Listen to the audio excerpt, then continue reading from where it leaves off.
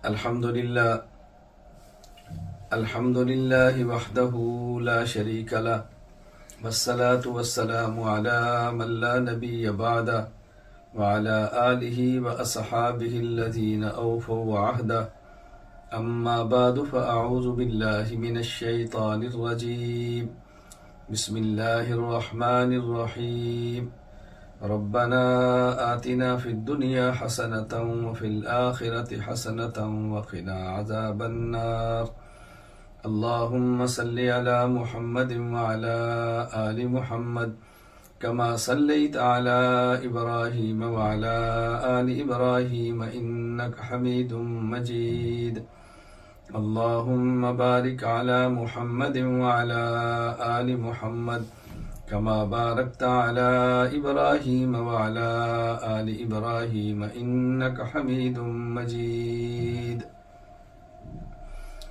اللہ تعالیٰ کے فضل، کرم اور احسان سے الحمدللہ آج قرآن کریم کا ترجمہ مکمل ہوا ہے ان طلباء اور طالبات کا جو 2 سالہ علم دین کورس کے اندر شامل ہیں۔ میں ترجمہ قرآن کریم کے اختتام کے موقع پر 3 باتیں بڑے اختصار کے ساتھ آپ تمام کی خدمت میں پیش کرتا ہوں۔ اللہ تعالیٰ مجھے اخلاص کے ساتھ، اعتدال کے ساتھ اور دلائل کے ساتھ بات سمجھانے کی توفیق عطا فرمائے۔ بات سمجھ آئے تو اللہ تعالیٰ مجھے بھی اور آپ کو بھی قبول کرنے کی توفیق عطا فرمائے۔ سب سے پہلی بات تو یہ سمجھیں کہ اللہ تعالیٰ نے قرآن کریم میں ہمیں حکم دیا ہے اور ہمیں بتایا ہے کہ اللہ تعالیٰ سے مانگیں۔ اللہ تعالیٰ سے کیا مانگیں؟ بہت ساری دعائیں قرآن کریم میں موجود ہیں، بہت ساری دعائیں احادیث میں رسول اکرم صلی اللہ علیہ وسلم سے ثابت ہیں۔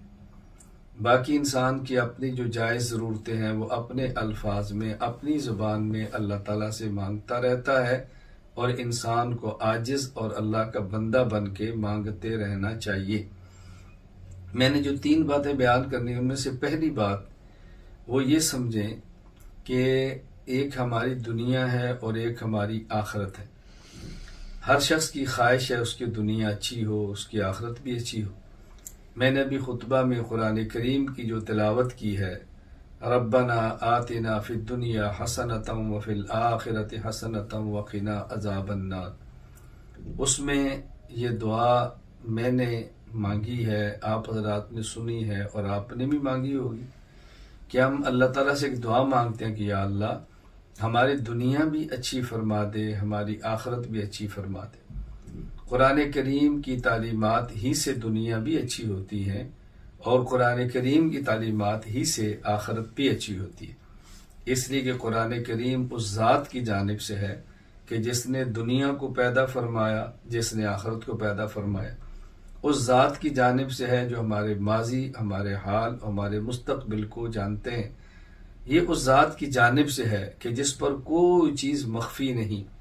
اللہ تعالیٰ بہت اچھی طرح جانتے ہیں انسان کس چیز کی وجہ سے کامیاب ہوتا ہے، کس چیز کی وجہ سے ناکام ہوتا ہے، پھر اس کو سمجھانے کے لیے اپنے پیارے پیغمبر، نبی الانبیاء، سید الانبیاء، امام الانبیاء، خاتم الانبیاء صلی اللہ علیہ وسلم کو مبعوث فرمایا، بھیجا، تاکہ وہ اپنی مبارک زبان سے اور اپنے مبارک عمل سے ہمیں یہ باتیں سمجھائیں۔ قرآن کریم کی ایک سب سے پہلی صورت ہے اور ایک قرآن کریم کی سب سے آخری صورت ہے۔ میں اس وقت آپ کے سامنے قرآن کریم کا ربط، قرآن کریم کی آیات، قرآن کریم کی صورتوں کا باہمی جوڑ سمجھانا چاہتا ہوں، اور میں صرف قرآن کریم کی پہلی صورت سورۃ الفاتحہ اور قرآن کریم کی آخری 2 صورتیں جو قرآن کریم کا خاتمہ ہے اس کو بڑے اختصار کے ساتھ بیان کرتا ہوں۔ ربنا آتنا فی الدنیا حسنہ وفی الآخرۃ حسنہ وقنا عذاب النار کو مد نظر رکھتے ہوئے کہ ایک ہے قرآن کریم کی ابتدا، ایک ہے قرآن کریم کی انتہا، ایک ہے قرآن کریم کا آغاز اور ایک ہے قرآن کریم کا اختتام، ایک ہے فاتحہ اور ایک ہے خاتمہ۔ ایک ہوتا ہے فاتحۃ الکتاب، ایک ہوتا ہے خاتمۃ الکتاب، ایک ہوتا ہے کسی بیان کا آغاز، ایک ہوتا ہے کسی بیان کا اختتام۔ بہترین خطیب، بہترین مدرس، بہترین معلم اور بہترین استاذ وہ ہوتا ہے کہ جس کی شروع سے لے کر آخر تک کی گفتگو کا ربط ہو اور جوڑ ہو۔ اللہ تعالیٰ کے کلام کو آپ دیکھیں، اللہ تعالیٰ نے سورۃ الفاتحہ میں کیا فرمایا اور سورۃ الفلق اور سورۃ الناس میں کیا فرمایا۔ فاتحہ اور خاتمہ میں ذرا مناسبت سمجھیں۔ ہمارے سامنے دنیا بھی ہے اور آخرت بھی ہے، ہم دنیا میں بھی کامیاب ہوں اور آخرت کے اندر بھی کامیاب ہوں۔ دو چیزیں ایسی ہیں کہ جو انسان کو دنیا میں کامیاب کرتی ہیں، اور دو ہی چیزیں ایسی ہیں جو انسان کو آخرت کے اندر کامیاب کرتی ہیں۔ یہ دیکھنا ہے کہ کون سی چیز مل جائے تو بندہ کامیاب ہوتا ہے، اور کس چیز سے بندہ بچ جائے تو کامیاب ہوتا ہے۔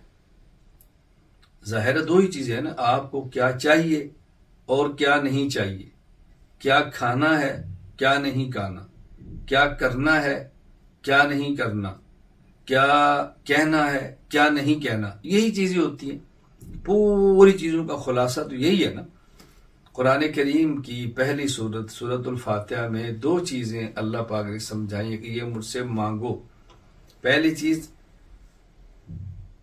ایاک نستعین، مجھ سے مدد مانگو، اے اللہ ہم تجھ سے مدد مانگتے ہیں۔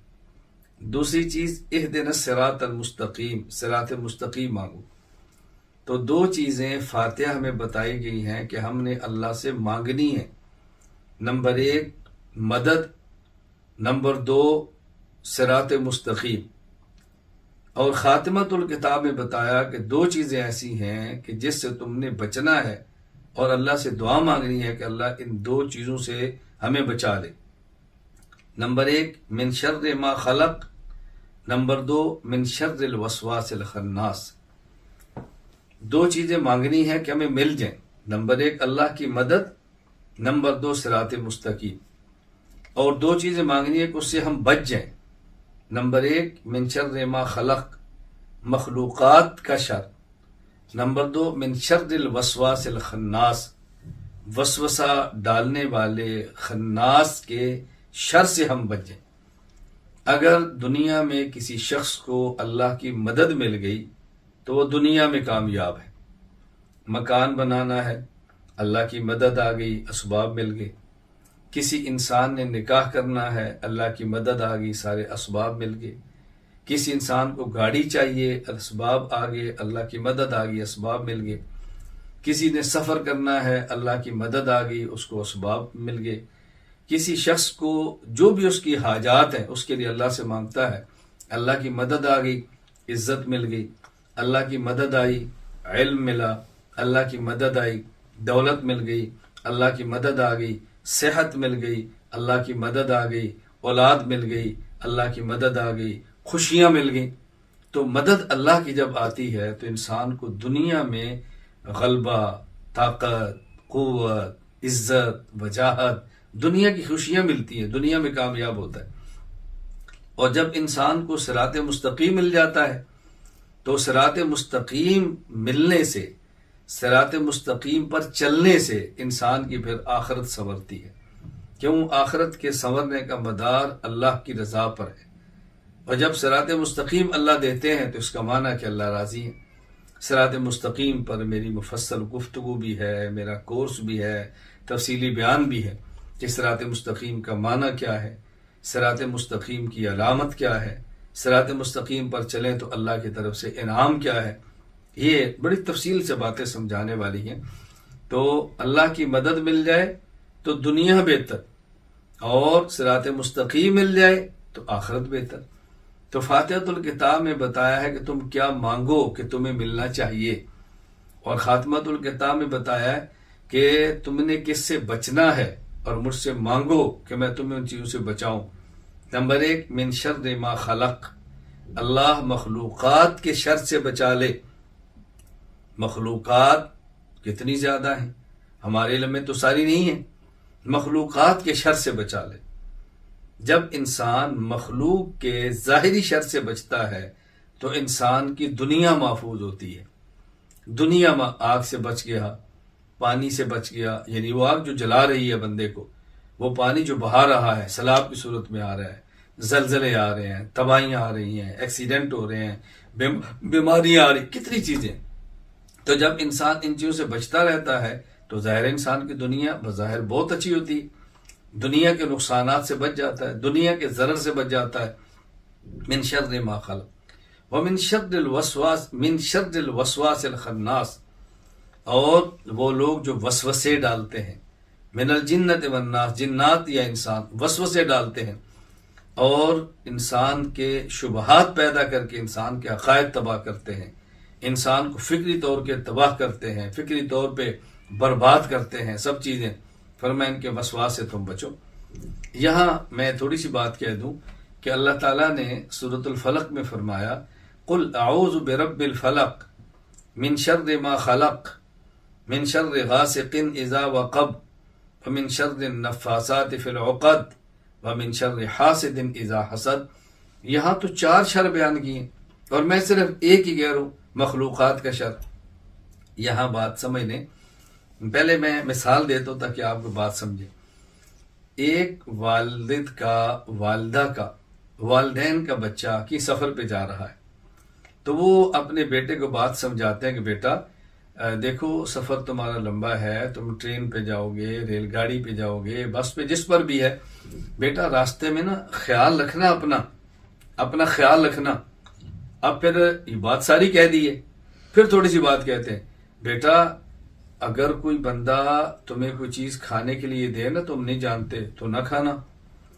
اگر کوئی بندہ تمہیں چیز دے نا، اس کو رکھو میں آ رہا ہوں، تو نہ رکھ پکڑنا، کہ ایسا نہ ہو کہ اس کے اندر کوئی چیز ہو، کوئی ممنوع چیز ہو، کوئی غیر قانونی ہو. اچھا اسی طرح اگر کوئی بندہ آپ سے کہ نا چیز کھا لو تو بیٹا بچنا، آپ اس کو جانتے نہیں ہو، کو کہ نا اس چیز کو اپنے پاس رکھ لو میں آ رہا ہوں، تو خیال رکھنا. اسی طرح کوئی بندہ آپ سے آپ کا نمبر لے، نمبر دے، آپ نہیں جانتے، ذرا خیال رکھنا.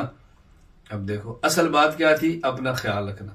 لیکن وہ باتیں جو بطور خاص تھی آپ نے سمجھائی، بطور خاص نمبر نہ دینا، بطور خاص کسی چیز نہ کھانا، بطور خاص کسی کا سامان اپنے پاس نہ رکھنا، اسے عربی زبان میں کہتے ہیں تعمیم، تخصیص بعد تعمیم. پہلے عمومی ایک چیز بیان کر دی جاتی ہے، پھر اس کے بعد خاص چیزیں اس میں بیان کر دی جاتی ہیں. تو اللہ تعالیٰ نے بات سمجھائی قل اعوذ برب الفلق من شر ما خلق. یہ دعا مانگو کہ یا اللہ ہمیں مخلوقات کے شر سے بتا، یہ عمومی بات ہے. بطور خاص من شر غاسق اذا وقب، رات کی تاریکی میں ہونے والے بندے کے شر سے. من شر النفاثات فی العقد، جادوگروں کے شر سے. من شر حاسد اذا حسد، حسد کرنے والے کے حسد کے شر سے. تو پہلے عمومی بات فرمائی ہے، پھر بطور خاص رات کا شر، بطور خاص جادوگر کا شر، بطور خاص حاسد کا شر. کیوں ان کو بطور خاص اس لیے فرمایا کہ یہ وہ ہیں کہ جن کے شر عام طور پہ نظر نہیں آتے. دن کو کوئی بندہ حملہ کرتا ہے تو نظر آ رہا ہے، اور رات کو اچانک حملہ کرے تو نظر نہیں آتا. اسی طرح اگر کوئی شخص ڈنڈا مارے تو نظر آ رہا ہے، اور اگر جادو سے حملہ کرے تو نظر نہیں آ رہا. اسی طرح ایک شخص صاف لفظوں میں گالیاں دے تو نظر آ رہا ہے، ایک حسد کی آگ میں جل رہا ہے اور خلاف پلان بنا رہا ہے تو نظر نہیں آ رہا. تو جو چیزیں نظر آتی ہیں ذرا بچنا آسان ہوتا ہے، جو نظر نہیں آتی ذرا بچنا مشکل ہوتا ہے. اس لیے فرمایا بطور خاص رات کی تاریکی میں ہونے والا شر، بطور خاص جادو کا شر، بطور خاص حسد کا شر. اسے کہتے ہیں تخصیص بعد تعمیم. تو اصل یہی ہے کہ مخلوقات کے شر سے میں بچا. اللہ تعالیٰ نے فاتحۃ الکتاب اور خاتمۃ الکتاب میں کیسی مناسبت رکھی ہے، کیسا جوڑ رکھا ہے، اور ہمیں کیسی بات سمجھائی ہے کہ مجھ سے مدد مانگو، میری مدد مل گئی تو تمہاری دنیا بہتر ہے. مجھ سے صراط مستقیم مانگو، صراط مستقیم تمہیں مل گیا تو تمہاری آخرت بہتر ہے. مجھ سے مخلوقات کے شر سے پناہ مانگو، تم اس سے بچ گئے تو تمہاری دنیا بہتر ہے. اور وسوسہ ڈالنے والے خناس کے شر سے پناہ مانگو، تمہیں اس سے پناہ مل گئی تو تمہاری آخرت بہتر. اللہ اکبر، کیسی پیاری اللہ پاک نے ترتیب رکھی ہے. بس یہ ہے قرآن کو سمجھنا ہے، اور کس سے سمجھنا ہے؟ جو سمجھتا ہے اسے سمجھنا ہے، ماہر سے سمجھنا ہے، جس پر قرآن کھلا ہے وہی آپ کو یہ باتیں سمجھا سکتا ہے، باقی باتیں سمجھنی بہت مشکل ہوتی ہیں۔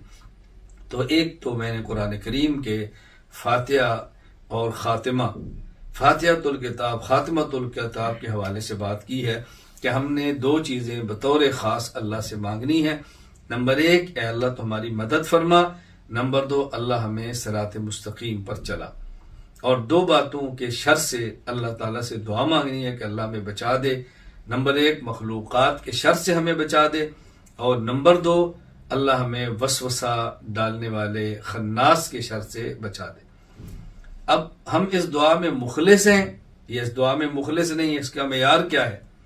اس کا معیار یہ ہے، ہم وہ اسباب اختیار کرتے ہیں جس سے اللہ کی مدد آتی ہے، تو اس کا معنی کہ مخلص ہے۔ ہم وہ اسباب اختیار کرتے ہیں جیسے صراط مستقیم ملتا ہے، اس کا معنی کیا؟ مخلص ہے۔ ہم وہ اسباب اختیار کرتے ہیں جیسے مخلوقات کے شر سے بچیں، تو اس کا معنی دعا مانگنے مخلص ہے۔ ہم وہ اسباب اختیار کرتے ہیں کہ جس میں وسوسہ ڈالنے والے خناس کے شر سے بچیں، اس کا معنی کہ دعا مانگنے میں مخلص ہیں۔ اگر یہ اسباب اختیار نہیں کرتے اور دعا مانگتے ہیں تو اس کا معنی یہ ہے کہ مخلص نہیں ہیں۔ یہ پھر دعا نہیں، یہ مذاق ہے۔ یہ دعا نہیں ہے، یہ مذاق ہے، ٹھٹھا ہے۔ تو ہم اسباب کے پابند ہیں، اسباب کے پابند ہیں، تاثیر اسباب اللہ تعالیٰ ڈالتے ہیں۔ تو ہم نے مرکز اہل السنت والجماعت سرگودا پاکستان کے تحت، ای مرکز کے تحت، خانقاہ حنفیہ کے تحت یہ پوری ترتیب بنا رہے ہیں کہ اللہ تعالیٰ ہمیں یہ بات سمجھنے کی اور دوسروں کو سمجھانے کی اور عمل کرنے کی توفیق عطا فرمائے۔ ایک بات تو میں نے قرآن کریم کے فاتحۃ الکتاب اور خاتمۃ الکتاب کے حوالے سے کی ہے، آپ اس کو سمجھ لیں۔ ربنا آتنا فی الدنیا حسنہ وفی الآخرۃ حسنہ وقنا عذاب النار۔ اب جب آپ یہ دعا مانگیں گے نا تو آپ کو دعا مانگنے کا مزہ آئے گا کہ ہم دعا اللہ سے کیا مانگ رہے ہیں، اس آیت میں اللہ سے کیا مانگ رہے ہیں۔ اے اللہ ہماری دنیا بھی اچھی فرما دے، اے اللہ ہماری آخرت بھی اچھی فرما دے۔ اس کا معنی اللہ تو مدد بھی فرما دے، صراط مستقیم پر بھی چلا دے، اللہ مخلوق کے شر سے بھی بچا لے اور وسوسہ ڈالنے والے خناس کے شر سے بھی بچا لے۔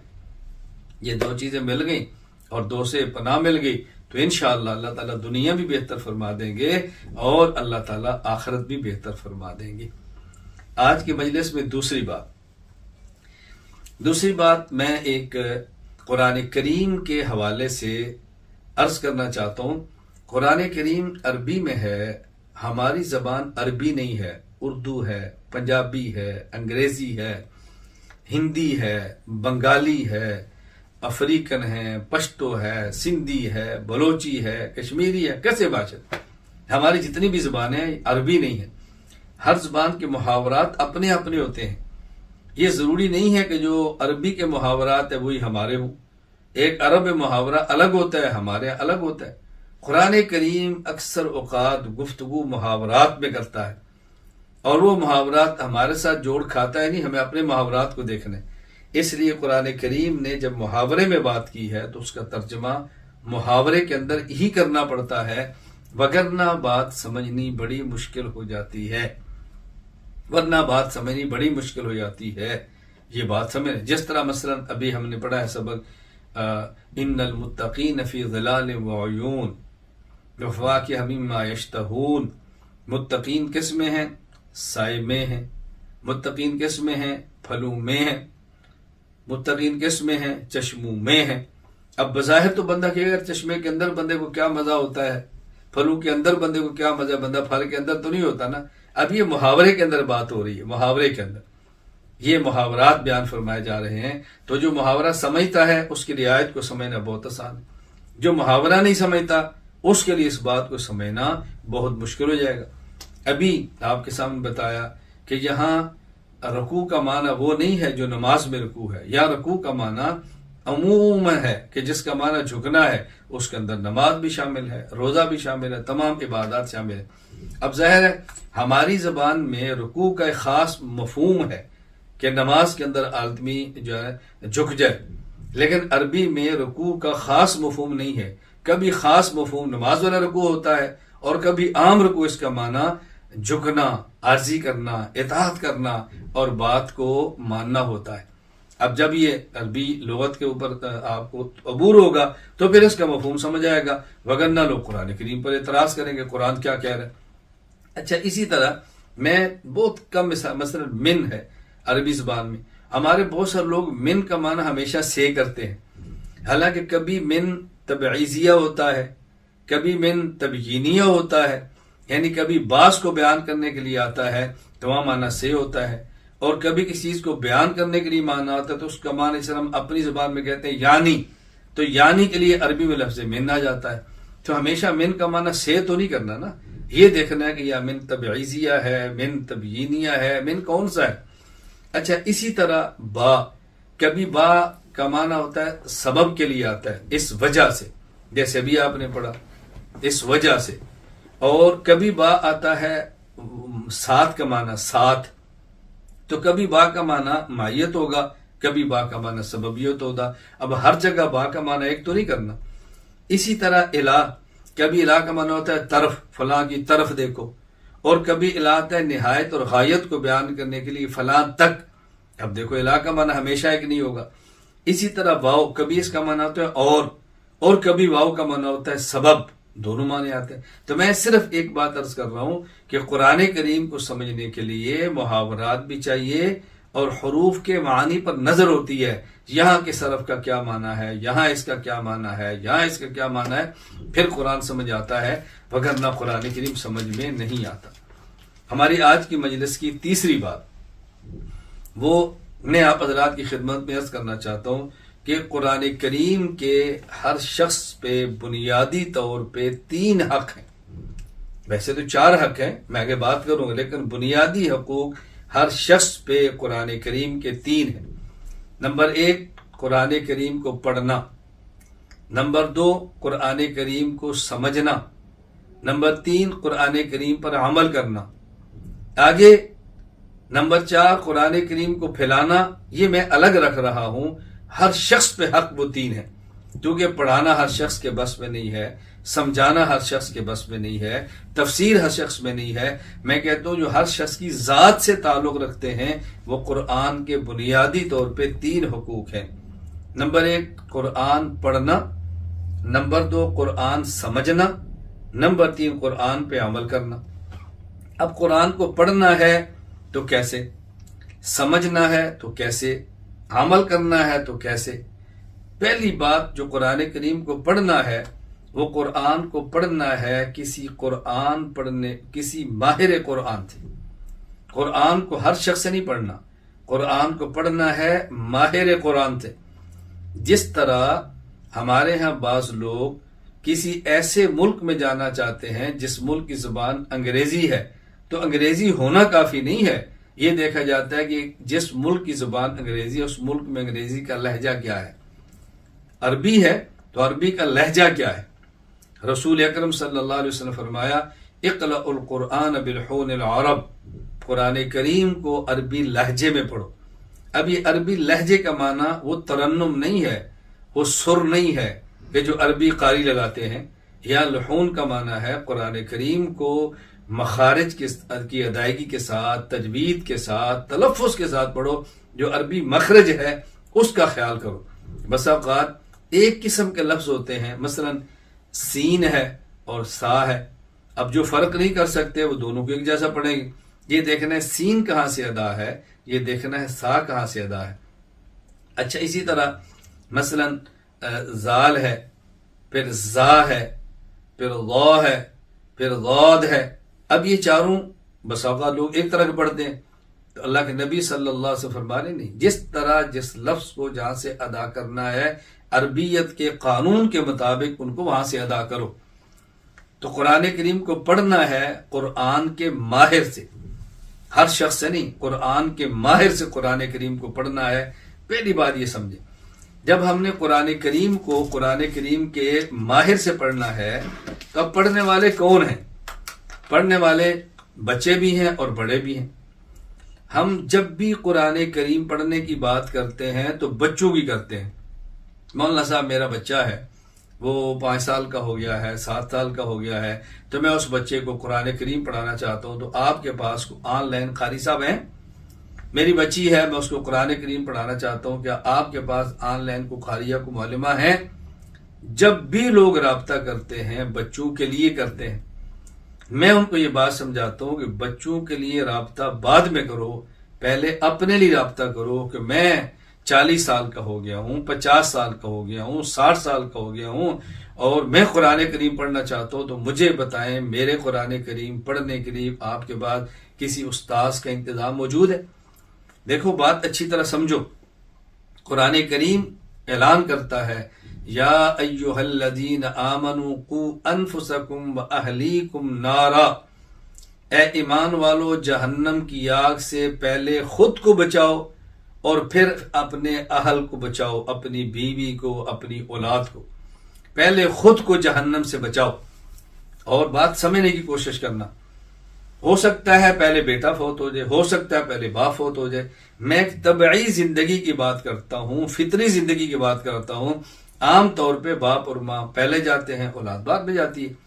اب ظاہر ہے ایک بچے کی عمر 5 سال ہے، باپ کی عمر 55 سال ہے، بچے کی عمر 4 سال ہے، باپ کی عمر، ماں کی عمر 40 سال ہے، تو ظاہر ہے عام طور پہ یہ 40 والے بعد میں جائے گا، پہلے جائے گا نا، 5 اور 4 والا بعد میں جائیں گے۔ پہلے اپنی فکر کریں کہ میں نے قرآن کریم کو ٹھیک کیسے کرنا ہے۔ اگر میں نے قرآن خود ٹھیک کر لیا تو اپنے بچے کو تو گھر میں قرآن میں بھی پڑھا لوں گا۔ بھئی سوال یہ ہے کہ جب ہمارا بچہ گھر میں ہو، کسی والد کو انگریزی آتی ہو تو گھر میں اپنے بچے کو انگریزی پڑھا سکتا ہے، اگر اس والد کو قرآن کریم تجوید کے ساتھ آتا ہے تو اپنے گھر میں اپنے بچے کو قرآن کیوں نہیں پڑھا سکتا؟ ماں کیوں نہیں پڑھا سکتی؟ دیکھیں میں اس وقت بھی اپنے گھر میں مصلی پر بیٹھا ہوتا ہوں، ایک طرف میری بیٹی چھوٹی بیٹھی ہوتی ہے، ایک طرف چھوٹا بیٹا بیٹھا ہوتا ہے، میں بیٹی کو بھی قرآن پڑھا رہا ہوتا ہوں، میں بیٹے کو بھی قرآن پڑھا رہا ہوتا ہوں، تو میں پڑھا رہا ہوں، آپ بھی پڑھا سکتے ہیں، کوئی مشکل نہیں۔ میرے کہنے کا مقصد یہ ہے کہ سب سے پہلے اپنی ذات پر توجہ کریں کہ ہم نے قرآن کریم کو پڑھنا ہے۔ اگر 5 سال کا بچہ نہ ٹھیک کر سکا، وہ 6 سال کی عمر میں پڑھ لے گا، 6 سال میں نہ پڑھ سکا 10 سال کی عمر میں پڑھ لے گا، 10 سال میں نہ پڑھ سکا 12 سال کی عمر میں پڑھ لے گا۔ سوال یہ ہے کہ جو بابا جی ہیں 40 سال 50 سال 60 سال کے، اگر ان کا قرآن ٹھیک نہ ہوا تو یہ کس عمر میں پڑھیں گے؟ موت کے بعد تو پڑھنا نہیں ہے، موت کے بعد تو پڑھا ہوا سنانا ہے، موت کے بعد تو پڑھا ہوا سنانا ہے۔ اپنی فکر پہلے کریں۔ مجھ سے ایک شاید اس مجلس کے اندر یقیناً موجود ہوں گے شخص، خود بھی بیعت ہوئے، اہلیہ بھی بیعت ہوئی، تو مجھے انہوں نے کہا جی ہم آپ سے بیعت ہو گئے ہیں، الحمدللہ میں اللہ نے توفیق عطا فرمائی، فکر بھی ہے، تو ہمارے بچوں کے قرآن کریم کی ترتیب کیا بنائے؟ میں نے کہا نہیں، بچوں کے نہیں، آپ مجھ سے بیعت ہوئے ہیں، پہلے اپنے قرآن کریم کی ترتیب کی بات کریں۔ انسان بیعت ہوتا ہے اپنی اصلاح کے لیے، انسان بیعت نہیں ہوتا دوسرے کی اصلاح کے لیے۔ بیعت آپ ہوئے ہیں خود کو ٹھیک کرنے کے لیے، اور بات مجھ سے کر رہے ہیں اپنے بچوں کے ٹھیک کرنے کی۔ پہلے اپنی بات کریں کہ آپ نے ٹھیک ہونا ہے، اولاد کی بات بعد میں کریں گے۔ کیا جی ٹھیک ہے؟ میں نے ان صاحب کو بھی استاد کے انتظام کر دیا، ان کی اہلیہ کے لیے بھی انتظام کر دیا، قرآن کریم چل پڑھنا شروع ہو گئے۔ غالباً 1 ماہ بعد 1.5 ماہ بعد میں نے ان سے پوچھا کہ جو استاد جی میں نے آپ کو دیے ہیں یا معلمہ دی ہیں، تو کیا ان کو آپ کوئی فیس دے رہے ہیں یا آپ نے مجھ سے پوچھا ہے؟ کہا جی نہیں، ہم آج مشورہ کر رہے تھے کہ ہم استاد سے پوچھ لیں کہ ان کی فیس کیا ہے۔ میں چاہتا تھا کہ ہم ان سے پوچھ لیں، بس غلطی ہے کہ ہم پوچھ نہیں سکے تو آپ فرما دیں۔ میں نے کہا بات سمجھے، میرا مقصد آپ سے فیس کی وصولی نہیں، میرا مقصد آپ کی فکری تربیت ہے کہ آپ مجھ سے بیعت ہیں، تو شیخ کی ذمہ داری ہے کہ ہر پہلو پر مرید کی تربیت کرے۔ آپ جس استاد سے پڑھ رہے ہیں وہ میرے شاگرد ہیں، اولاد کی طرح ہیں، اور آپ کی اہلیہ جن سے پڑھ رہی ہے وہ میری اہلیہ ہے، تو میری اہلیہ آپ سے کیا فیس لیں گی؟ اور مزے کی بات ہے کہ یہ پڑھنے والے شخص وہ ہیں جو بحمداللہ تعالی مستقل ماہانہ یعنی اچھی خاصی رقم مجھے ہدیہ میں دیتے ہیں۔ میں صرف ایک فکری تربیت کرنا چاہ رہا تھا۔ میں نے کہا آپ بتائیں، اگر آپ کوئی دنیا کا کورس کرنے کے لیے دنیا کے کسی بھی سنٹر سے رابطہ کریں، کسی بھی کالج سے رابطہ کریں، کسی بھی ٹیوشن پڑھانے والے ٹیوٹر سے رابطہ کریں، تو ایک آپ کا سوال ضرور ہوگا نا کہ جی آپ کی فیس کیا ہوگی؟ جی بالکل۔ تو میں نے کہا یہاں آپ نے کیوں نہیں پوچھا؟ انہوں نے کہا جی ہماری غلطی ہے. میں نے کہا میں یہی سمجھانا چاہ رہا تھا کہ آپ کو احساس ہونا چاہیے کہ ہماری غلطی ہے، اس بات کا خیال کریں. اچھا، اسی طرح میں چونکہ بہت سارے مدارس میں، مساجد میں، جلسے اجتماعات میں شرکت کرتا تھا، تو میں نے کئی ایک مدارس میں اور کئی ایک مساجد میں جہاں بچوں کی دستار بندی اور قرآن کریم کی اختتام کی تقریب کے لیے جانا ہوا، میں نے کہا مجھے اس دن خوشی ہوگی کہ جب یہاں جلسہ ہوگا اور دستار بندی اور اختتامی تقریب ہوگی بچوں کی نہیں بڑوں کی، کہ یہ 50 سال کے ہیں، یہ 55 سال کے ہیں، یہ 60 سال کے ہیں، یہ 65 سال کے ہیں، ان نے قرآن کریم ناظرہ پڑھا ہے، ان نے قرآن کریم تجوید سے پڑھا ہے، ان نے قرآن کریم حفظ کیا ہے، ان نے قاعدہ پڑھا ہے. تو آپ ذرا اس کو آپ سر پہ پگڑی باندھ دیں، ان کو سند دے دیں، ان کے لیے دعا کر دیں. میں نے کہا کتنا ماحول بدلے. میں یہ گزارش کر رہا ہوں کہ بہت اہم چیز کیا ہے کہ ہم نے قرآن کو پڑھنا ہے اور ماہر سے پڑھنا ہے. پہلے خود پڑھنا ہے، پھر اگلی فکر کرنی ہے. باپ بھی پڑھے، ماں بھی پڑھے. اور ہم نے ای مرکز کے ساتھ اس کا انتظام کیا ہے کہ لوگ خود قرآن کریم کو بڑے پڑھیں. بچوں کی فکر بعد میں کریں، اپنی فکر پہلے کریں. پہلے خود قرآن کریم کو ٹھیک کریں، خود اپنی نمازیں ٹھیک کریں، خود اپنی دعائیں یاد کریں، خود کو سنوارنے کی کوشش کریں. اولاد کا معاملہ بعد کا ہے، پہلے معاملہ آپ کا ہے. جب بیعت ہوئے ہیں تو خود ٹھیک کریں. بیعت کا مقصد کیا ہے؟ بیعت کا مقصد اپنی زندگی بدلنا. ہم بیعت ہونے کے بعد بیوی کی فکر کریں گے، بیعت ہونے کے بعد اولاد کی فکر کریں گے. بیوی ہے تو بیعت ہونے کے بعد شوہر کی فکر کرے گی، بیعت ہونے کے بعد جہان کی فکر کرے گی. پہلے خود کو سنواریں. قرآن کریم کا پہلا حق ہے قرآن پڑھنا. ہم نے قرآن پڑھنا ہے قرآن کے ماہر سے، اور پہلے خود پڑھنا ہے، پھر دوسروں کی فکر کرنی ہے. اس کے لیے وقت نکالنا ہے.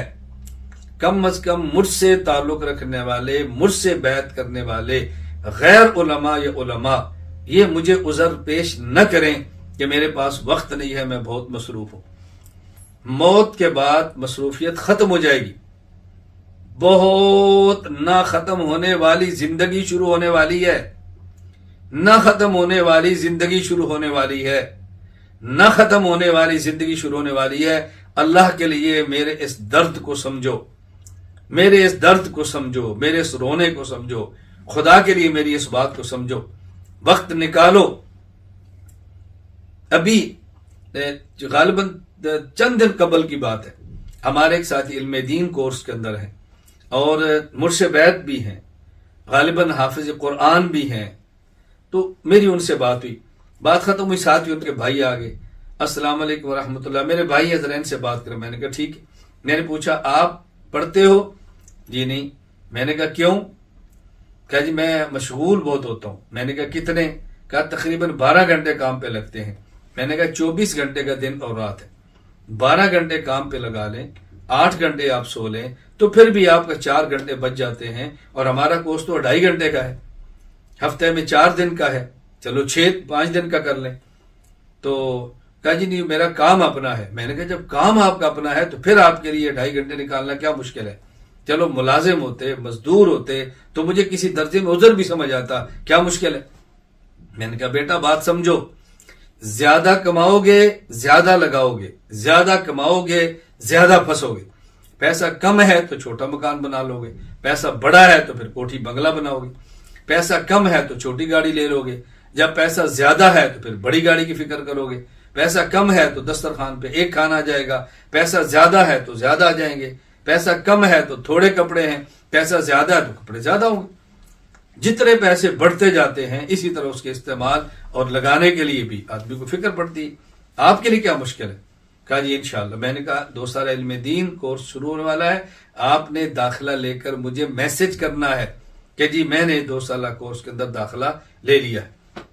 آپ تمام احباب جو میری گفتگو سماعت فرما رہے ہیں، اگر آپ کا قرآن کریم تجوید کے ساتھ پڑھا ہوا ہے تو مجھے میسج کریں کہ جی الحمدللہ میں نے قرآن کریم تجوید سے پڑھا ہوا ہے. اگر پڑھا ہوا نہیں ہے تو پھر ای مرکز رابطہ کر کے مجھے اطلاع کریں کہ میں نے اپنی ترتیب بنا لی ہے اور میں نے قرآن کریم سیکھنا شروع کر دیا ہے، میری ترتیب بن گئی ہے، میں نے رابطہ کر لی ہے. مرد بھی اور عورتیں بھی. اور یہ نہیں کر سکتے تو پھر بیعت کسی اور سے قائم کریں. مجھ سے بیعت کرنی ہے تو ان معاملات دیکھیں، میری بات کو سمجھیں. لوگ اس حد تک پریشان ہیں کہ جی ہم بیعت ہیں، ہمارا شیخ سے رابطہ نہیں ہوتا، ہماری شیخ بات نہیں سنتے، ہمارے شیخ مصروف ہوتے ہیں. اور میں آپ کو میسج کرتا ہوں اپنے ذاتی نمبر سے، جس کو آپ پرسنل کہتے ہیں، میں پوری کوشش کرتا ہوں جس حد تک ممکن ہو انگریزی زبان کا لفظ بغیر ضرورت کے استعمال نہ کروں. اس لیے میں عربی یا اردو کا لفظ استعمال کرتا ہوں. کوئی بہت شدید ضرورت ہو تو انگریزی کا لفظ استعمال کرتا ہوں، بلا ضرورت دوسری زبان کا استعمال میں نہیں کرتا. بھائی آپ کو اپنے ذاتی نمبر سے میں میسج کر رہا ہوں، آپ اس کا اندازہ کریں نا کتنا مشکل ہوگا ایک ایک میسج. یعنی آپ یقین فرمائیں کہ بس اوقات ہر روز مجھے 4 گھنٹے لگتے ہیں صرف اپنے متعلقین کے میسج پڑھنے میں اور ان کے پیغامات کے ان کو جوابات دینے میں. لیکن میں پڑھتا ہوں، جوابات دیتا ہوں اور اہتمام کرتا ہوں کہ آنے والے پیغام پر توجہ دوں اور ان کی بات کو سنوں اور اس پر توجہ دوں. یہ کوئی معمولی بات نہیں. آپ اندازہ فرمائیں ذرا، ابھی میسج نہ کرو، یہ بیان کے دوران میسج شروع کر میں نے پڑھا ہوا ہے. کم از کم انسان کے اندر عقل ہونی چاہیے، دماغ ہونا چاہیے کہ یہ میسج کب کرنا ہے. ابھی گفتگو چل رہی ہے، توجہ سے اپنے اس گفتگو کو سنو. جو باتیں میں کہہ رہا ہوں اگر آپ کی زندگی میں ہے اللہ کا شکر ادا کرو، اگر زندگی میں نہیں ہے زندگی میں لانے کی کوشش کرو. بیانات کے دوران میسج نہ کیا کرو، اس سے بندے کا ذہن منتشر ہوتا ہے. یہ آداب سکھانے والے ہیں، یہ آداب سیکھنے والے ہیں، ذرا بات سمجھا کرو. میں کئی بار یہ کہہ چکا ہوں کہ میں آپ حضرات کو ویڈیوز بھجواتا ہوں، آڈیوز بھجواتا ہوں، آپ کو تحریرات بھجواتا ہوں، بلا وجہ اس پہ تبصرہ نہ کیا کرو. ماشاءاللہ، جزاک اللہ، بہت اچھی ہے، لطف آ گیا ہے، مزہ آ گیا ہے. مجھے وہ سارے میسج پڑھنے پڑتے ہیں، سارے میسج پڑھنے پڑتے ہیں. آپ نے پڑھ لیا، دیکھ لیا، جزاک اللہ، بس میں خوش ہوں. ہاں، جب میں کوئی میسج کروں، جیسے میں نے کہا بھائی اس میں شرکت یقینی بنائیں، آپ شرکت کریں. اگر کوئی شدید عذر ہے تو اپنا عذر لکھیں، لمبی تقریر نہ کریں کہ جی میں اس عذر کی وجہ سے شرکت نہیں کر سکا یا نہیں کر سکی، میں انشاءاللہ اس بیان کو دوبارہ سن لوں گا یا سن لوں گی، بات ختم ہوگی. خیر، نمبر 1 قرآن کریم کا حق قرآن کو پڑھنا اور قرآن کے ماہر سے پڑھنا ہے. قرآن کریم کا دوسرا حق وہ ہے قرآن کریم کو سمجھنا. قرآن کریم کو سمجھنا، ہم نے قرآن سمجھنا ہے. قرآن سمجھنے کے راستے میں سب سے بڑی رکاوٹ اور سب سے بڑا عذر یہ ہوتا ہے کہ مجھے عربی نہیں آتی، مجھے گرامر نہیں آتی، میں نے مدرسے میں نہیں پڑھا، میں کیسے قرآن کریم کو سمجھوں، یہ میرا عذر ہے. بات توجہ سے میری سمجھنا.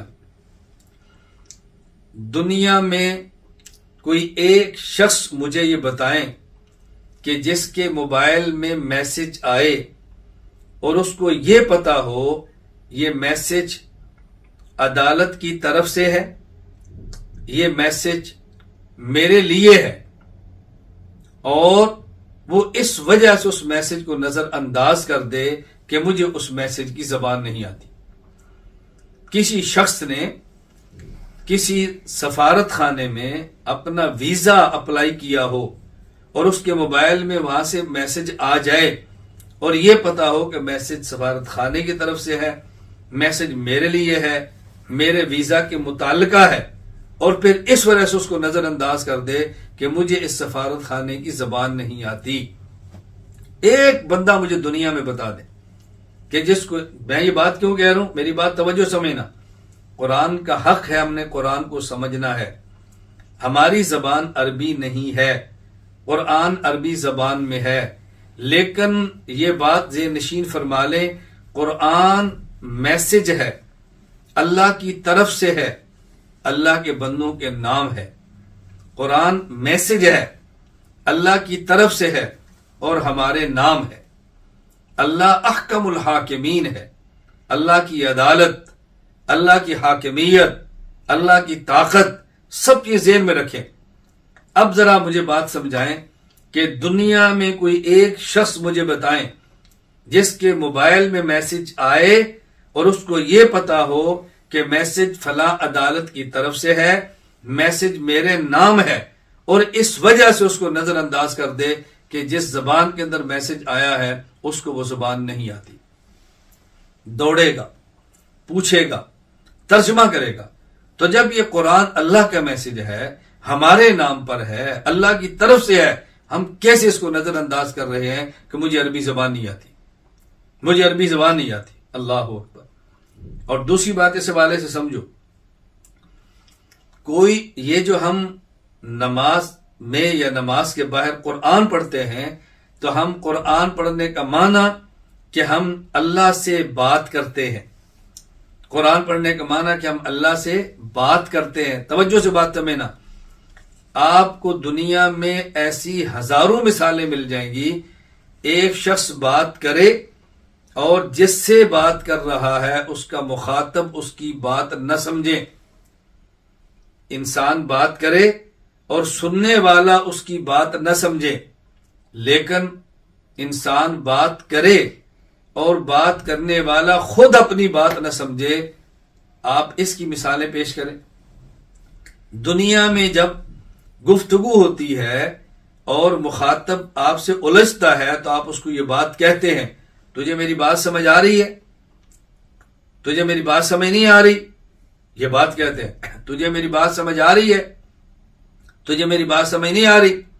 کوئی ایسا شخص مجھے آپ بتائیں جو یہ کہے کہ جو میں بات کہہ رہا ہوں مجھے میری بات سمجھ نہیں آ رہی۔ اس کی ہزاروں مثالیں مل جائیں گی کہ بات کرنے والا جس سے بات کر رہا ہے اس کو یہ کہے کہ تجھے میری بات سمجھ نہیں آ رہی، یا یہ کہے کہ تجھے میری بات سمجھ آ رہی ہے۔ ایک مثال ایسی پیش کریں کہ بات کرنے والا یہ کہے جو بات میں آپ سے کر رہا ہوں میری بات مجھے سمجھ نہیں آ رہی۔ اب بتاؤ یہ قرآن یہ کتنا بڑا دنیا کا عجوبہ ہے، یہ مسلمان دنیا کا کتنا بڑا عجوبہ ہے کہ جو بات کر رہا ہے اس کو خود نہیں پتا کہ میں بات کیا کر رہا ہوں۔ کتنا بڑا عجوبہ ہے۔ ثنا نماز میں پڑھ رہا ہے، کیا پڑھ رہا ہوں نہیں پتا۔ سورۃ الفاتحہ پڑھ رہا ہے، کیا پڑھ رہا ہوں نہیں پتا۔ ساتھ قرآن کریم کی اور سورت ملا کر پڑھ رہا ہے، کیا پڑھ رہا ہوں نہیں پتا۔ دعا مانگ رہا ہے، مانگ نہیں رہا، یہ دعا پڑھ رہا ہے لیکن یہ نہیں پتا میں کیا پڑھ رہا ہوں۔ مانگنے کا معنی تو سمجھے، جب بغیر سمجھے دعا کی تلاوت ہو رہی ہے تو دعا پڑھ رہا ہے نا، یہ دعا مانگ تو نہیں رہا۔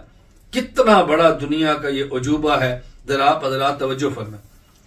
اس لیے میں نے عرض کیا کہ ہم نے قرآن کریم کو سمجھنا ہے، قرآن کریم کو سمجھنا ہے، اس کے لیے وقت نکالنا ہے۔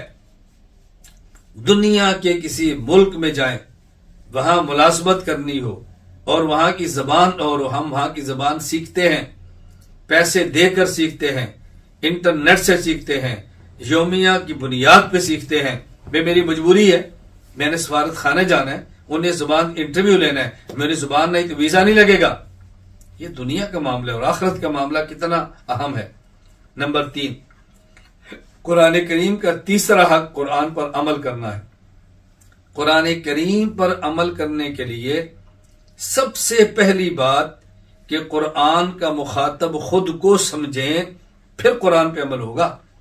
جب قرآن کا مخاطب خود کو نہیں سمجھیں گے تو پھر قرآن پر عمل نہیں ہوگا۔ میں جب قرآن کریم کی آیت پڑھوں گا کہ جھوٹے پر لعنت ہے تو میں دوسرے پر فٹ کروں گا، وہ جھوٹ بولتا ہے، قرآن کہتا ہے جھوٹے پر لعنت، تو میں سچ بولنا کیسے شروع کروں گا؟ میں سچ بولنا کیسے شروع کروں گا جب قرآن کہتا ہے حرام نہیں کھانا اور میں اس آیت کو دوسرے پر فٹ کرتا ہوں کہ دیکھو قرآن کہتا ہے حرام نہ کھاؤ، یہ کیسا مسلمان ہے حرام کر رہا ہے، میں حلال پر کیسے آؤں گا؟ قرآن کریم کہہ رہا ہے کہ فحاشی بے حیائی کے قریب نہ جاؤ، میں یہ آیت پڑھ کے دوسرے فٹ کرتا ہوں کہ دیکھو یہ کیسا مسلمان ہے، اس طرح بے حیا ہے۔ قرآن کریم پر عمل کرنے کے لیے سب سے پہلی ترتیب یہ ہے کہ قرآن کا مخاطب خود کو سمجھیں۔ اللہ مجھ سے بات فرما رہے ہیں، یہ اللہ مجھے یہ بات فرما رہے ہیں، پھر قرآن کریم پر عمل کی توفیق ہوگی۔ میں کتنی مثالیں دے کر بات سمجھاؤں۔ جس طرح رسول اکرم صلی اللہ علیہ وسلم نے حدیث پاک میں منافق کی علامتیں بیان فرمائی ہیں، بات کرتا ہے تو جھوٹ بولتا ہے، امانت رکھی جائے تو خیانت کرتا ہے، کسی سے وعدہ کرے تو خلاف ورزی کرتا ہے، وعدہ خلافی کرتا ہے۔ یہ علامتیں اس وجہ سے بیان فرمائی ہیں کہ ہر مسلمان سوچے کہ اس کے اندر یہ علامت تو نہیں ہے۔ ہم ان علامات کو پڑھنے کے بعد لوگوں پر فتویٰ لگاتے ہیں کہ اس کے اندر منافق کی علامت موجود ہے۔ تو یہ علامات اس لیے بیان نہیں کی کہ فتوے بازی کریں، یہ اس لیے بیان کی کہ اپنے اندر غور کریں کہ یہ میرے اندر علامت موجود تو نہیں ہے، ایک بات۔ اور دوسری، قرآن کریم پر عمل کرنا ہے تو پھر کسی صاحب نسبت، متقی، عالم سے تعلق اصلاح کا قائم کریں اور اس کی صحبت میں رہیں۔ صحابہ کرام رضی اللہ عنہم اجمعین اس دنیا میں سب سے بڑے قرآن کے عامل تھے، انبیاء کے بعد، رسول اکرم صلی اللہ علیہ وسلم کے بعد صحابہ کرام سے بڑا کوئی قرآن پہ عمل کرنے والا نہیں۔ صحابہ کرام رضی اللہ تعالی عنہم اجمعین نے قرآن کریم پر عمل کیا، عمل کرنا آسان ہوا رسول اکرم صلی اللہ علیہ وسلم کی مبارک صحبت کی وجہ سے۔ دیکھیے حضرت حنظلہ رضی اللہ تعالیٰ عنہ حضرت صدیق اکبر سے ملے اور فرما رہے ہیں ابو بکر لگتا ہے میں منافق ہوں۔ کہا کیوں؟ کہا جب رسول اللہ صلی اللہ علیہ وسلم کی صحبت میں ہوں کیفیت اور ہے، اور جب گھر میں ہوں تو کیفیت اور ہے۔ صدیق اکبر رضی اللہ عنہ فرماتے ہیں میری بھی یہ حالت ہے، پیغمبر کی خدمت میں ہوں تو حالت اور ہے اور باہر تو حالت اور ہے۔ تو دونوں رسول اکرم صلی اللہ علیہ وسلم کے پاس حاضر ہوئے کہ حضور یہ ہماری بات سنیں۔ تو آپ نے کیا ارشاد فرمایا کہ جو تمہاری حالت ذکر اللہ میں، جو تمہاری حالت میرے پاس ہے، اگر یہی حالت تمہاری بازاروں اور بستروں پر رہے تو پھر تو فرشتے تم سے مسافر کریں۔ معلوم ہوا صحابی اگر پیغمبر کی صحبت میں ہے کیفیت اور ہے اور باہر ہے کیفیت اور ہے، تو بتائیں آج 1500 سال بعد ہماری کیفیت کیوں نہیں ہوگی؟ اگر قرآن کریم پر عمل کرنا ہے تو دو باتوں کا ہم خیال کر لیں۔ نمبر ایک، قرآن کریم کا مخاطب خود کو سمجھیں۔ نمبر دو، جس شیخ سے اصلاحی تعلق قائم کریں اس کی صحبت میں رہیں، آئیں اور جائیں نہیں، رہیں۔ آنا جانا الگ ہے، رہنا الگ ہے۔ قرآن کہتا ہے یا ایھا الذین آمنوا اتقوا اللہ وکونوا مع الصادقین، ایمان والو تقوی اختیار کرو اور صادقین فی التقوی کے ساتھ رہو۔ کتنا رہو؟ علامہ آلوسی فرماتے خالطوہم لتکونوا مثلہم، اس طرح مل جل جاؤ کہ ان جیسے بن جاؤ۔ ہمارے شیخ حضرت شاہ حکیم اختر رحمہ اللہ فرماتے کہ شیخ کے پاس آنا اور جانا نہیں، شیخ کے پاس رہنا۔ ایک مرغی کے پروں کے نیچے انڈے 21 دن مسلسل رہیں تو بچے نکلتے ہیں، اور اگر رکھیں اور نکالیں رکھیں اور نکالیں اس سے انڈا نہیں نکل سکتا۔ پہلی بات اپنا شیخ بنائیں، دوسری بات شیخ کے پاس رہیں۔ اور میں اس سے بڑھ کے ایک بات کہتا ہوں کہ شیخ کی صحبت کے لیے تڑپیں کہ کون سا وقت ملے اور میں جاؤں، کون سا وقت ملے اور میں مجلس میں جاؤں، کون سا وقت اور میں بیٹھوں۔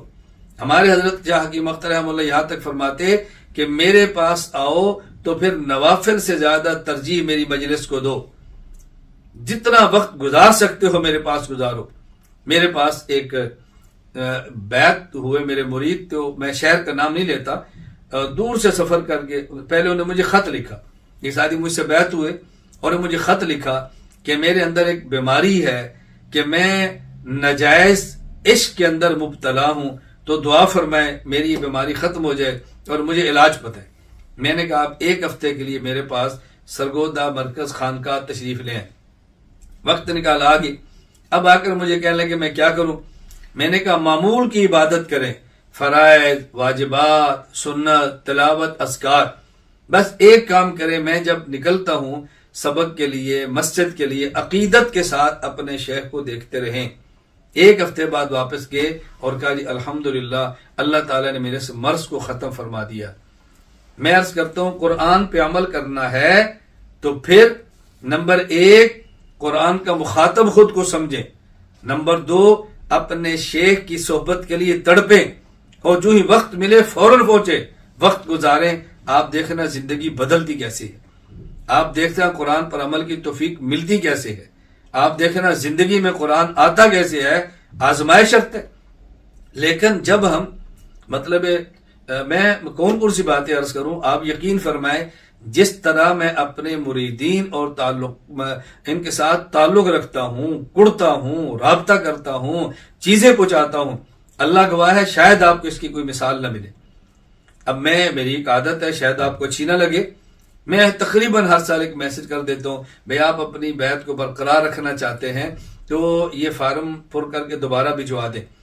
کتنے لوگ ایسے ہیں 1 ماہ تک نہیں، کتنے لوگ ایسے ہیں 15 دن تک نہیں، کتنے ہفتہ تک نہیں. میں پھر مریدین کی فہرست نام نکالتا ہوں، ان کے موبائل میں پھر میری طرف سے پیغام جانا بند ہوتے ہیں، تو پھر کہتے ہیں اتنے دن ہو گئے آپ کا پیغام نہیں آ رہا. میں نے کہا میں تو آپ کو میسج کیا تھا، میں ذرا مصروف تھا، میرا فلاں کام تھا، میں معذرت چاہتا ہوں. میں نے کہا آپ مجھ سے رابطہ کریں اور 1 دن یا 2 دن تک میں جواب نہ دوں تو آپ پھر مارتے ہیں میسج جواب نہیں آ رہا، اور میرے پیغام کو 15 دن گزر گئے، مہینہ گزر گیا. اب بتائیں آپ کے میرے ساتھ کیا تعلق ہے؟ آپ بہتر ہے کسی ایسے شخص سے بیعت کر لیں جو آپ کی بات سنیں. میں اس پر لمبی بات نہیں کرتا، کسی اصلاحی مجلس میں کروں گا. فی الحال تو میں قرآن کریم کے حوالے سے عرض کر رہا ہوں، اگر قرآن پہ عمل کرنا ہے 2 چیزوں کا خیال فرما لیں. نمبر 1، قرآن کا مخاطب خود کو سمجھے. نمبر 2، اپنے شیخ کی صحبت کے لیے تڑپیں، اور جب اللہ موقع عطا فرمائے وقت گزاریں. اور یہ کوئی مشکل نہیں ہے اگر کسی آدمی کے دل میں اس بات کی اہمیت موجود ہو. اہمیت نہیں ہوتی تو پھر بہت مشکل ہے. اہمیت ہے، دیکھو کتنے لوگ ایسے ہیں جو مجھ سے بیعت ہیں، ان کے پاس وقت موجود ہے عمرے کا، اللہ مبارک فرمائے، اللہ قبول فرمائے، مجھے بے حد خوشی ہے. ان کے پاس وقت موجود ہے تبلیغ میں جانے کا، اللہ قبول فرمائے، اللہ ترقیات عطا فرمائے، مجھے بے حد خوشی ہے. ان کے پاس وقت موجود ہے دوسرے ممالک کے سفر کا، وزٹ کا، سیر کا، سیاحت کا، اللہ تعالیٰ جائز سیاحت کی توفیق دے، مجھے خوشی ہے، مجھے کوئی تکلیف نہیں. اور یعنی بہت سارے لوگ ایسے ہیں کہ وہ اگر مکہ مکرمہ مدینہ منورہ عمرہ کے لیے تشریف لے جانا چاہیں، اور بعض ایسے ممالک کے بغیر آسانی کے ان کو ویزا ملتا ہے اور کوئی مشکل نہیں، گزرتے ہوئے بھی مل سکتے ہیں، لیکن وہاں جائیں گے، واپس آئیں گے اور کارگزاری لکھیں گے، تو میں پھر بھی دعا کرتا ہوں، میں منع تو نہیں کروں گا، میں تو اللہ تعالیٰ ترقیات عطا فرمائے. میں اپنی بات عرض کرتا ہوں کہ جب پہنچ آسان ہے تو پھر آدمی فائدہ اٹھائے. ہاں کسی اور شیخ سے آپ کے بیعت کا تعلق ہے، ان کے ساتھ یہی معاملہ رکھیں. میں اپنے ساتھ نہیں کہہ رہا، جو جس کے ساتھ بیعت کا تعلق رکھتا ہے ان سے رابطہ کرے، ان سے پوچھے، اپنی کارگزاری سنائے، ان کی مجلس میں جائے، ان کی صحبت میں رہے. آپ دیکھنا پھر قرآن کریم پر عمل کی توفیق کیسے ملتی ہے. میں تو کہتا ہوں بھائی جو میرے ساتھ ہے وہ میرے ساتھ چلے، جو کسی اور کے ساتھ ہے ان کی مجلس میں بیٹھے، ان کو میسج کرے، ان کو فون کرے، ان کی بات سنے، ان کی ہدایات پر عمل کرے. تو قرآن کریم کے بنیادی حق 3 ہیں. نمبر 1 قرآن کو پڑھنا، نمبر 2 قرآن کو سمجھنا، نمبر 3 قرآن پر عمل کرنا، اور چوتھا وہ میں نے کہا وہ ہر کسی کے ذمہ نہیں ہے، وہ ہے قرآن کریم کو پہنچانا، قرآن کریم کو پھیلانا. ظاہر ہے پھیلانے کا ایک معنی ہے قرآن کریم کو پڑھانا، یہ وہی پڑھائے گا جو خود پڑھا ہے. قرآن کریم کا حق ہے سمجھانا، یہ وہی سمجھائے گا جو اس نے سمجھا ہے. قرآن کریم کا حق ہے کہ ہم قرآن کریم کے نسخے چھپوائیں، تفاسیر لیں اور لوگوں تک پہنچائیں، یہ وہی کرے گا جس کے پاس استطاعت اور حیثیت موجود ہے. ورنہ بندہ قرآن کریم کا نسخہ قیمتاً لے کر آگے کسی کو کیسے دے سکتا ہے، چھپوا کیسے سکتا ہے. تو بنیادی حق ہر شخص کے اوپر 3 ہے، اس پر میں اور آپ نے توجہ کرنی ہے. ہم نے قرآن کریم کو پڑھنا ہے، سمجھنا ہے، عمل کرنا ہے اور قرآن کریم کو پھیلانا ہے. میں جہاں اور دعائیں کرتا ہوں بڑے اہتمام سے یہ دعا بھی کرتا ہوں، اے اللہ مجھے قرآن کریم صحیح پڑھنے کی، صحیح سمجھنے کی، صحیح عمل کرنے کی اور صحیح طریقہ پر امت کے اندر اس کو پھیلانے کی توفیق عطا فرما. اللہ تعالیٰ مجھے اور آپ سب کو توفیق عطا فرمائے، اللہ تعالیٰ قبول فرمائے. میں آپ تمام حضرات کو یہ عرض کروں گا کہ دیکھیں ہم نے الحمدللہ ای مرکز کے تحت آپ کے بچوں اور بچیوں کے لیے تعلیم القرآن کورس کا آغاز کر دیا ہے. آپ اپنے بچے کو اپنے گھر میں رکھ کے، اپنی نگرانی میں رکھ کے، آن لائن داخلہ دلا کے قرآن کریم پڑھا سکتے ہیں. کتنا بہترین موقع ہے. اسی طرح جو بڑے ہیں وہ قرآن کریم کی تفسیر پڑھنا چاہیں، مرد بھی اور خواتین بھی، ہم نے تفسیر کورس کے نام پہ آغاز کرنے جا رہے ہیں۔ 1 سال میں قرآن کریم کا ترجمہ اور مختصر تفسیر۔ اسی طرح علم دین کورس 2 سالہ الحمدللہ 1 مرتبہ مکمل ہو گیا ہے، اب آگے شروع ہو گیا ہے، داخلے ہو رہے ہیں، اشتہار چھپ جائے گا۔ اسی طرح 4 سالہ عالم کورس حضرات کے لیے اور خواتین کے لیے وہ بھی مرتب کر دیا ہے، اس کے اندر بھی داخلے شروع ہوں گے، اشتہار چھپ جائے گا۔ آپ حضرات اسی طرح تخصص فی العقائد الاسلامیہ، الحمدللہ تخصص فی العقائد الاسلامیہ، یہ بھی اللہ نے چاہا تو شوال سے شروع ہوگا۔ اس کے اندر علماء داخلہ لیں، علماء کو متوجہ کریں۔ تو یوں سمجھیں کہ آن لائن مستقل بنیادوں پہ جو ہم نے کورس شروع کرائے ہیں۔ نمبر 1 بچوں اور بچیوں کے لیے جن کی عمر کم ہے، تعلیم القرآن کورس 2 سال کا۔ نمبر 2 بڑے حضرات اور خواتین کے لیے تفسیر کورس 1 سال کا۔ نمبر 3 حضرات اور خواتین کے لیے 2 سالہ علم دین کورس 2 سال کا۔ نمبر 4 عالم بننے والوں کے لیے آن لائن ہم نے شروع کرایا ہے عالم کورس اور عالمہ کورس 4 سال کا۔ نمبر 5 علماء کرام کے لیے اور ان حضرات اور خواتین کے لیے جو عقائد کو خوب ہمت کے ساتھ پڑھنا چاہتے ہیں، تخصص فی العقائد الاسلامیہ، یہ 5 ہیں۔ باقی تخصص فی الافتاء کی مشاورت بھی شروع ہے، ہم ممکن ہے اس کو بھی جلد شروع کر دیں۔ ان کورسوں کے اندر آپ داخلہ لیں، دوسروں کو داخلے کے لیے متوجہ فرمائیں اور ای مرکز سے وابستہ رہیں، خان حنفیہ سے وابستہ رہیں، اساتذہ سے مجھ سے رابطے میں رہیں۔ اللہ تعالیٰ مجھے اور آپ سب کو قبول فرمائے، اللہ ہماری نسلوں کو بھی دین کی مقبول خدمت کی توفیق عطا فرمائے۔ وآخر دعوانا ان الحمدللہ رب العالمین،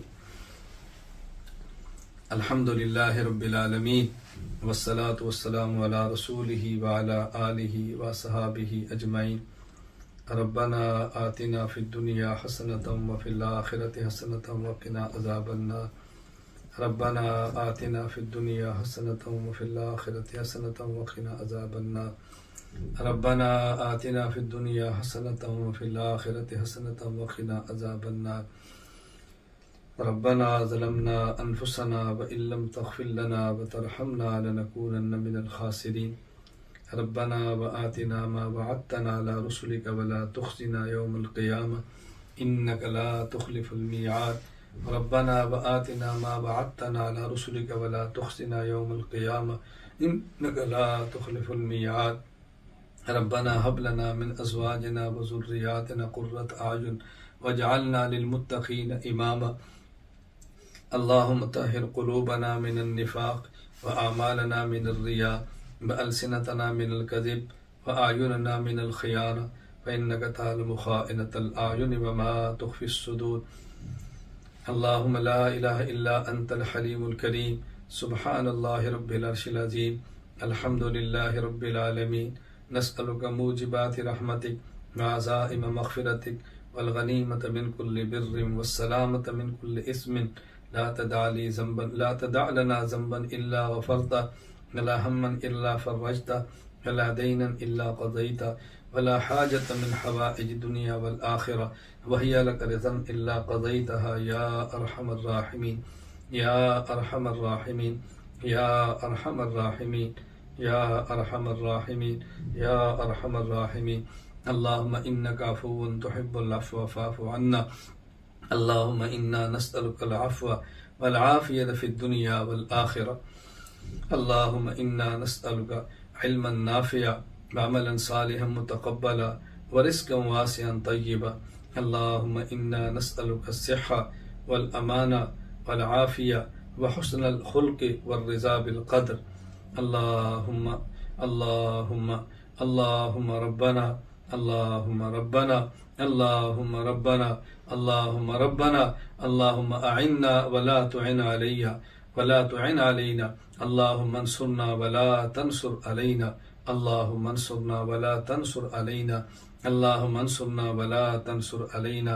اے اللہ کریم، اللهم إنا نسألك رضاك والجنة، اللهم إنا نسألك رضاك والجنة، اللهم إنا نسألك رضاك والجنة ونعوذ بک من سخطک والنار ونعوذ بک من سخطک والنار ونعوذ بک من سخطک والنار۔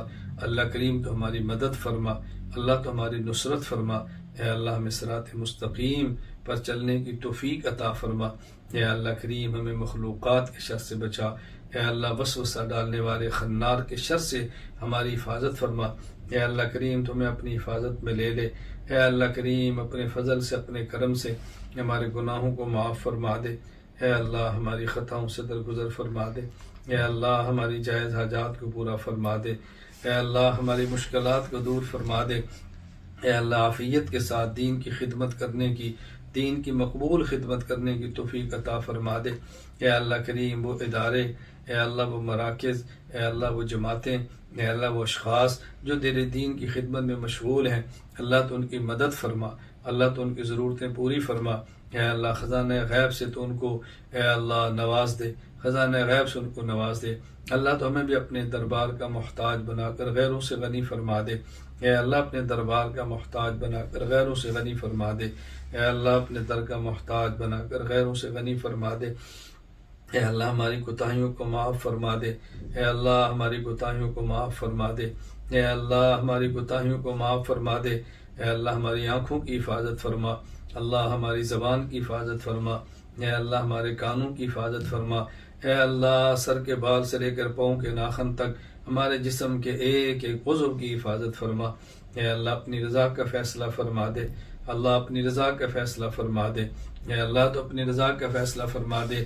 یا اللہ جو والدین اپنی اولاد کے لیے نکاحوں کے لیے فکر مند ہیں، یا اللہ جو اشخاص اپنی شادی کے لیے فکر مند ہیں، اللہ ان کو جوڑ کے رشتے عطا فرما دے۔ یا اللہ جن کو آپ نے رشتے، اے اللہ جن کے نکاح ہو گئے ان کو نیک اولاد عطا فرما دے۔ اللہ جن کو اولاد دی ہے ان کی اولاد کو آنکھوں کی ٹھنڈک بنا دے، اللہ ان کی اولاد کو نیک بنا دے۔ اے اللہ ان کی اولاد کو راحت کا ذریعہ بنا دے۔ اللہ جو بیمار ہیں اپنے کرم سے ان کو صحت عطا فرما دے، اللہ جو بیمار ہیں ان کو اپنے کرم سے صحت عطا فرما دے۔ اللہ جو بیمار ہیں اپنے کرم سے ان کو صحت عطا فرما دے۔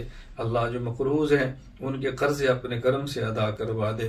اللہ جو مقروض ہیں ان کے قرضے اپنے کرم سے ادا کروا دے۔ اللہ جو مقروض ہیں ان کے قرضے اپنے کرم سے ادا فرما دے۔ اے اللہ اے اللہ اے اللہ جو شخص جس مشکل کے اندر ہے اس کی مشکل کو دور فرما دے، اللہ پریشانی ختم فرما دے، اللہ مصیبت ختم فرما دے۔ اے اللہ شوہر اور بیوی میں محبت کے تعلق کو قائم فرما دے، اللہ تعلق قائم فرما دے، اللہ تعلق قائم فرما دے۔ اللہ کریم ہمیں قرآن کریم پڑھنے کی، اللہ ہمیں قرآن کریم سمجھنے کی، اللہ ہمیں قرآن کریم پر عمل کی، اے اللہ ہمیں قرآن کریم کو پورے عالم میں پھیلانے کی توفیق عطا فرما دے۔ یا اللہ اس کی مرکز کی محنت کو قبول فرما دے، اساتذہ کی محنت کو قبول فرما لے، اللہ اس کے فیض کو عام فرما دے، اللہ شرور سے حفاظت فرما دے۔ اے اللہ ہمارے مسجد کی تعمیر شروع ہے، اللہ اپنے کرم سے جلد تعمیر کے اسباب پیدا فرما دے۔ اے اللہ جلد تعمیر کے اسباب پیدا فرما دے، یا اللہ جلد تعمیر کے اسباب پیدا فرما دے۔ اے اللہ اہل علم، اہل ذکر، اہل خیر، طالبین حق کے قلوب کو مرکز کی طرف متوجہ فرما دے۔ اے اللہ کریم مرکز میں وابستہ ہر فرد کو علم، تقوی، صحت، صلاحیت، عفت، عافیت، مال، جان، اولاد، عمر میں برکت، عند الناس محبوبیت، اے اللہ اپنے دربار میں مقبولیت عطا فرما دے۔ اے اللہ ہمارے نچنے والے ہاتھوں کو اپنے کرم سے تو قبول فرما لے، اللہ اپنے کرم سے قبول فرما لے، اللہ اپنے کرم سے قبول فرما لے۔ اے اللہ جو حضرات اس کورس میں شریک تھے ان کا پڑھنا قبول فرما لے، اللہ ان کو عمل کی توفیق عطا فرما دے، اللہ ان کو پڑھانے کی توفیق عطا فرما دے، اللہ ان کے علوم میں برکتیں دے دے، اساتذہ کے علوم میں برکتیں دے دے۔ اللہ کریم یہ نظام تو جانتا ہے ہم نے کس مقصد کے تحت کیا ہے، اللہ اگر ہمارے مقصد میں اللہ خرابی ہے، اگر نفس کی شرادت شامل ہے، اللہ تو اس کی اصلاح فرما دے، اے اللہ اصلاح فرما دے۔ اے اللہ مقصد جائز ہے، صحیح ہے، اللہ تو ہماری مدد فرما دے، اللہ تو ہماری مدد فرما دے، ہمارے راستے کی رکاوٹوں کو ختم فرما دے۔ اے اللہ پورے عالم میں اے اللہ مراکز ایسے قائم کروا دے جہاں پہ عقیدے کو بیان کرنے والے عقیدے کے لیے درسگاہیں بھی ہوں، اللہ اخلاق کی اصلاح کے لیے خانقاہیں بھی ہوں، اور مسائل بتانے کے لیے دارالفتاء بھی ہوں، اللہ اور ایسے افراد افراد عطا فرما دے۔ اے اللہ ہم نے اس محنت کو اس نہج پہ شروع کیا ہے کہ پورے عالم میں ایسے مراکز بن جائیں، پورے عالم میں افراد پیدا ہو جائیں، اللہ تو اس میں ہمیں کامیابی عطا فرما، اس کے لیے جو اسباب چاہیے اپنے کرم سے عطا فرما، اللہ جو ضرورتیں جو اپنے پوری کرم سے پوری فرما دے، اور اللہ ہمارے گناہوں کی وجہ سے ہمیں اس کام سے محروم نہ فرما، اے اللہ ہماری ناقدری کی وجہ سے ہمیں اس کام سے محروم نہ فرما، اے اللہ کریم ناقدری سے محفوظ فرما لے، اے اللہ اپنی نافرمانی سے محفوظ فرما لے، اے اللہ چھوٹے اور بڑے گناہوں سے ہماری حفاظت فرما دے، اے اللہ ہمیں سمجھنے والے دل عطا فرما دے، اللہ محفوظ رکھنے والے دماغ عطا فرما دے، اللہ حق کو بیان کرنے والی زبانیں عطا فرما دے، اللہ عافیت عطا فرما دے، اللہ تو عافیت عطا فرما دے، اللہ جو لوگ ہم سے توقعات وابستہ کر چکے ہیں اللہ تو اس پر پورا اترنے کی توفیق عطا فرما دے، یا اللہ کتنے لوگ ہیں جو مجھ سے وابستہ ہیں، اے اللہ میں جانتا ہوں بعض کے گھروں میں بیماریاں ہیں، اللہ تو شفا عطا فرما دے، بعضوں پر قرض ہیں اللہ تو ان کے قرض ادا فرما دے، اے اللہ بعض اولاد کے لیے فکر مند ہیں اللہ تو ان کی اس فکر کو دور فرما دے، پریشانیاں دور فرما دے، پریشانیاں دور فرما دے، اللہ تو ان سب کی مدد فرما دے، اللہ تو ان سب کی نصرت فرما دے، اللہ ان سب کی مدد فرما دے، اللہ تو ہم سب کی نصرت فرما دے، اے اللہ رمضان کے کتنے دن گزر گئے، اللہ ہم نے کتنی کوتاہیاں کی، اللہ کتنی کوتاہیاں کی، تو اپنے کرم سے معاف فرما دے، اللہ تو معاف فرما دے، اللہ آپ کی طرف سے تو ہر روز اعلان ہے وہ ہے مجھ سے گناہوں کو معاف کروانے والا، ہم ہی سوئے ہوتے ہیں اللہ آپ کا اعلان ہوتا ہے، کوئی ہے ہم سے رزق مانگنے والا اللہ ہم سے کوتاہی ہوتی ہے، کوئی ہے مجھ سے مانگنے والا اللہ ہم سے کوتاہی ہوتی ہے، اللہ تو کریم ہے، اللہ تو کریم ہے، اے کریم اللہ ہماری ان کوتاہیوں کو معاف فرما دے، اے اللہ ہماری ان کوتاہیوں کو معاف فرما دے، اللہ تو ہماری ان کوتاہیوں کو معاف فرما دے، اللہ ان کوتاہیوں کو معاف فرما دے، اے اللہ دین کی خدمت کرنے والوں کو جوڑ عطا فرما دے، اللہ توڑ سے محفوظ فرما دے، باہمی محبتیں پیدا فرما، اے اللہ باہمی اچھے تعلق عطا فرما، اللہ میں حسد بغض کینہ اے اللہ بخل ان تمام بیماریوں سے بچا لے، اللہ شرافت امانت صداقت حیا شجاعت اللہ ساری صفات ہمیں عطا فرما دے، اللہ انوار نبوت عطا فرما دے، قرآن کا نور عطا فرما دے، اللہ روزے کا نور عطا فرما دے، نمازوں کا نور عطا فرما دے، صدقات کا نور عطا فرما دے، دینی اعمال کا نور عطا فرما دے، اللہ ہمارے قلوب کو منور فرما دے، اللہ آنکھوں میں حیا عطا فرما دے، اللہ دل میں سکون عطا فرما دے، دل میں اطمینان عطا فرما دے، اللہ اپنی محبت عطا فرما دے، اللہ اپنی محبت عطا فرما دے، اللہ اپنی محبت عطا فرما دے، اپنے پیارے حبیب صلی اللہ علیہ وسلم کی محبت عطا فرما دے،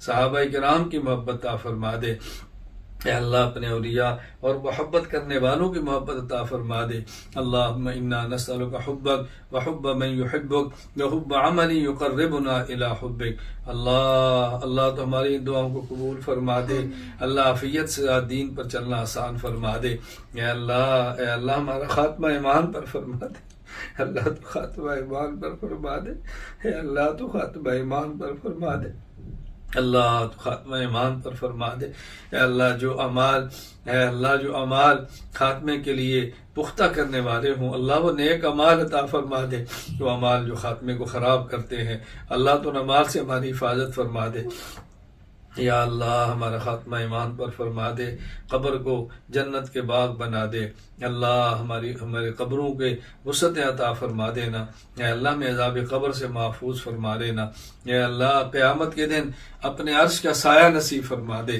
اللہ اعمال نامہ دائیں ہاتھ میں عطا فرما دے، اے اللہ اپنے پیارے حبیب صلی اللہ علیہ وسلم کے مبارک ہاتھوں جام کوثر عطا فرما دے، اے اللہ کریم بغیر حساب کے جنت میں داخلہ عطا فرما دے، اے اللہ جتنے مسلمان دنیا سے جا چکے ہیں یا اللہ تو سب کی مغفرت فرما دے، اے اللہ تو سب کی مغفرت فرما دے، اے اللہ تو سب کی مغفرت فرما دے، اللہ تو سب کے درجات کو بلند فرما دے، اے اللہ دنیا میں کسی شخص نے ہمیں دکھ دیا ہو اللہ ہم تیری رضا کے لیے معاف کرتے ہیں، اے اللہ ہم تیری رضا کے لیے معاف کرتے ہیں، اے اللہ دل سے معاف کرتے ہیں، اللہ تو بھی ان کو معاف فرما دے، اے اللہ تو بھی ان کو معاف فرما دے، اے اللہ تو بھی ان کو معاف فرما دے۔